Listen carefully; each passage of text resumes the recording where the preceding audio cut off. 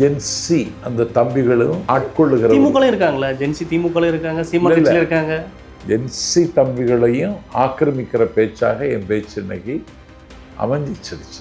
அது ஜென்சி அதிகம் இருக்குது தம்பி விஜய்கிட்ட தான். திமுகவில் இருக்கிறதெல்லாம் காலாவதி ஆனவங்க. மேடையில் நீங்கள் வந்து கருப்பழனி அப்பெல்லாம் குறிப்பிட்டு ப்ரெஸ் மீட்டில் சொன்னீங்க, அவர் ரொம்ப அநாகரிகமாக பேசினார், சுபவி பேசினார் அப்படின்ற மாதிரிலாம் சொன்னீங்க. அது மேடையில் பேசுறது ஒன்று, நடைமுறையில் ஒன்று, புரியுதா? நம்ம இப்போ நாணயமாகவும் நேர்மையாகவும் இருக்கணும்னு நினைப்பேன்.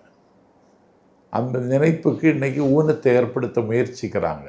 நான் ஒரு ஆபத்தானங்கிற மாதிரி சித்தரிக்கிறேன், அப்படியெல்லாம் ஒன்றும் கிடையாது. நான் இயல்பாக இருக்கிறேன். ஒரு விதை முளை விடுவது மாதிரி நான் இயல்பாக இருக்கேன். வயதானதுன்னு நான் யார்கிட்டையும் போய் சொல்லலை, எனக்கு சொல்ல வேண்டிய தேவையும் இல்லை. இன்னும் ஜென்சி அந்த தம்பிகளும் ஆட்கொள்ளுகிற திமுக இருக்காங்களா? ஜென்சி திமுக இருக்காங்க, சீமா கட்சியில் இருக்காங்க. ஜென்சி தம்பிகளையும் ஆக்கிரமிக்கிற பேச்சாக என் பேச்சு இன்னைக்கு அமைஞ்சிச்சிடுச்சு. அது ஜென்சி அதிகம் இருக்குது தம்பி விஜய்கிட்ட தான். திமுகவில் இருக்கிறதெல்லாம் காலாவதி ஆனவங்க.